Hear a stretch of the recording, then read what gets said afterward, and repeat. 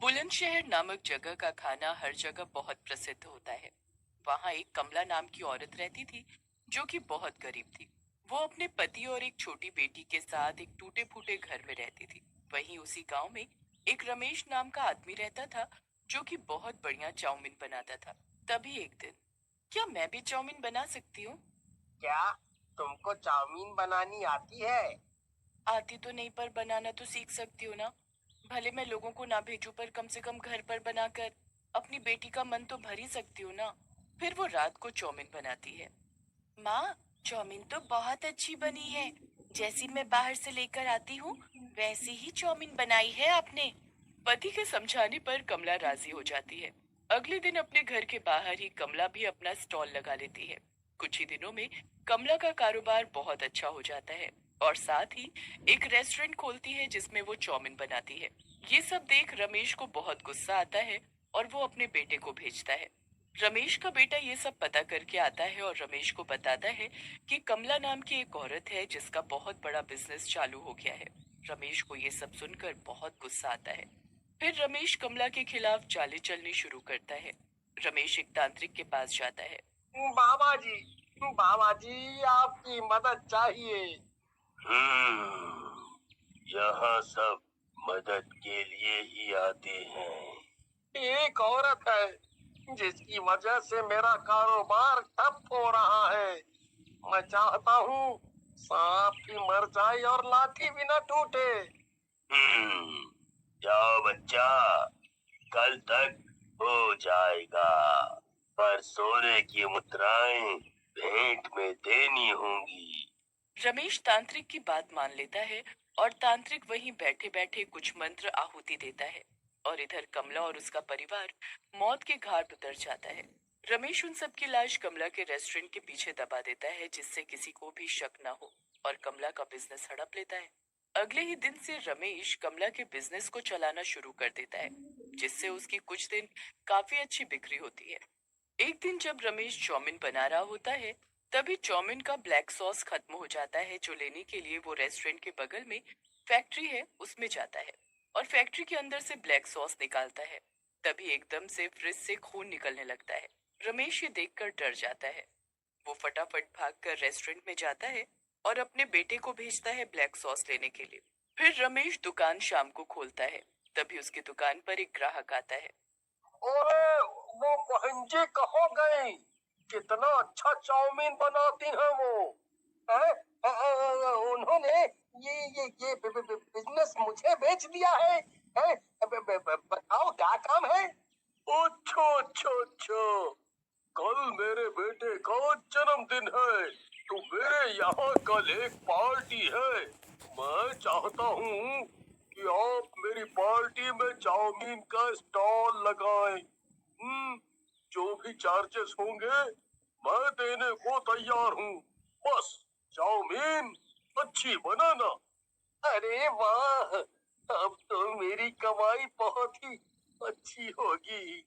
अब मैं बहुत अच्छे पैसे कमा लूंगा।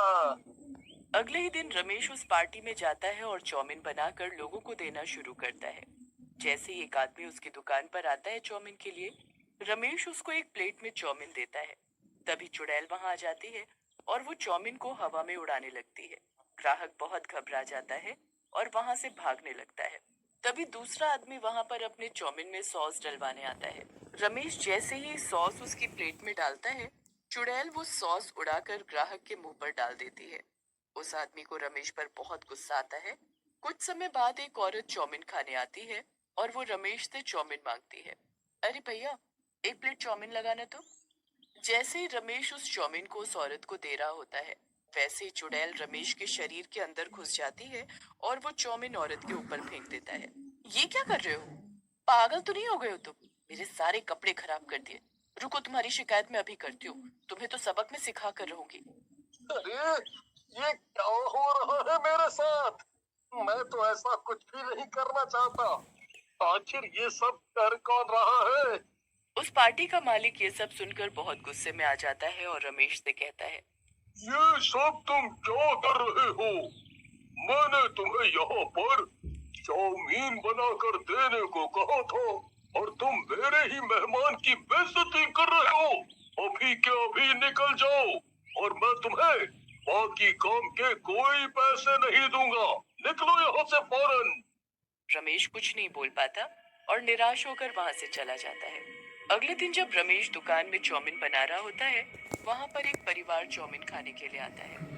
भैया 4 प्लेट चाउमीन लगाना तो हाँ, ज्यादा तीखा मत करना और चाउमीन एकदम मखनी होनी चाहिए। रमेश चाउमीन बना ही रहा होता है कि तभी अचानक उसकी गैस अपने आप बंद हो जाती है। रमेश थोड़ी देर सोचता है और फटाफट बनाकर ग्राहक की टेबल पर लेकर जाता है, पर बीच में चुड़ैल अपना पैर रमेश के पैरों के बीच में फंसा देती है, जिससे रमेश गिर जाता है और सारी की सारी चाउमीन उस परिवार पर जा गिरती है। उस परिवार को रमेश पर बहुत गुस्सा आता है और वो रमेश को धमकी देता है। ये क्या किया तुमने? हैं? ऐसे ही तुम ग्राहक की सेवा करते हो? तुमसे एक काम ढंग से नहीं होता। तुमसे चाउमीन मांगी थी खाने के लिए, हम पर गिराने के लिए नहीं। अब जाओ यहाँ से और जो हमारे इतने महंगे कपड़े खराब किए हैं उसके पैसे लेकर आओ। जाओ पैसे लेकर आओ। आज के बाद हम तुम्हारी दुकान पर कभी भी नहीं आएंगे।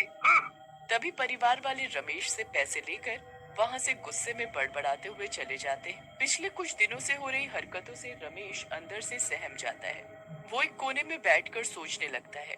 तभी उसके बेटे के चिल्लाने की आवाज आती है। पापा, पापा, पापा, जल्दी आओ। देखो दुकान में आग लग गई, सब जल जाएगा, जल्दी आओ। ये सब चुड़ैल का किया धरा होता है। चुड़ैल उस रेस्टोरेंट में आग लगा देती है। तभी गांव के कुछ लोग वहां पर आते हैं और जलती दुकान पर पानी डालने लगते हैं। आग बुझ जाती है, लेकिन दुकान का सारा सामान बर्बाद हो जाता है। तभी वहां पर एक बुढ़े काका आते हैं। रमेश, कई दिनों से मैं ये सब होते देख रहा हूँ। बेटा, मुझे लगता है कि तुम्हारी दुकान पर किसी का साया है। तुम्हें किसी पंडित से इस बारे में बात करनी चाहिए। वो भागा भागा उसी तांत्रिक बाबा के पास जाता है। रमेश बाबा को पूरी कहानी बताता है। घबराओ मत रमेश, मुझे पहले पूरी बात बताओ कि आखिर हुआ क्या है। उसी के बाद मैं कुछ कर पाऊंगा। जैसे ही वो बाबा वहां पहुंचते हैं, चुड़ैल को इस बारे में पता चल जाता है और वो उस जगह के चारों ओर अपनी शक्तियों से आग का गोला बना देती है, जिससे कोई भी अंदर ना आ पाए। ये सब देखकर वहां भीड़ इकट्ठी हो जाती है। चुड़ैल अंदर से जोर जोर से चिल्ला रही होती है। जो भी रेखा को पार करके आएगा, मैं उसे जिंदा नहीं छोड़ूंगी। अपनी सलामती चाहते हो तो यहीं से वापस लौट जाओ। ये कारोबार मेरा था और मेरा ही है। वापस लौट जाओ, सब वापस लौट जाओ। अचानक जोर जोर की हवाएं चलने लगती हैं। आसमान में बादल छा जाते हैं। तभी चुड़ैल बाबा के सामने आती है। चुड़ैल को देखकर रमेश और बाकी लोग बहुत घबरा जाते हैं। चुड़ैल बहुत ही डरावनी होती है। उसकी आंखें बहुत ही बड़ी और भयानक होती हैं और शरीर नीला होता है। चुड़ैल रमेश को गुस्से में घूरती है और चिल्लाते हुए कहती है, ये मेरा सबसे बड़ा दुश्मन है। मैं इसको नहीं छोड़ूंगी। जब तक मैं इसको मार नहीं दूंगी, मेरी आत्मा को शांति नहीं मिलेगी। इसका मरना तो तय है। इसे कोई नहीं बचा सकता। चुड़ैल कुछ नहीं बोलती है, बस गुस्से में घूरती रहती है। इसने मेरी जान ली है और अपने लिए तो मैं इसे माफ भी कर देती, पर इसने मेरी फूल सी बेटी और पति को भी बेरहमी से मरवा दिया। मेरा सारा बिजनेस धोखे से हड़प लिया। ये सब सुनकर वहां खड़े लोग रमेश को चौंकती नजरों से देखने लगते हैं। ये सुनकर बाबा को बहुत कष्ट होता है। फिर बाबा कुछ सोचकर कमला चुड़ैल को कहते हैं, तुम ऐसा कुछ नहीं करोगी। तुम्हारे साथ जो हुआ मुझे उसका दुख है, पर मैं तुम्हें और तुम्हारे परिवार को अपनी शक्ति से इच्छा रूपी होने का वरदान देता हूँ। फिर बाबा वहां से चला जाता है और रमेश भी डरते डराते वहां से निकलने में ही भलाई समझता है और चुड़ैल अपने परिवार के साथ किसी दूसरी जगह जाकर बस जाती है। वहां वो इंसानी रूप में पहले की तरह चाउमीन का कारोबार शुरू करती है और उसका कारोबार एक बार फिर जोरों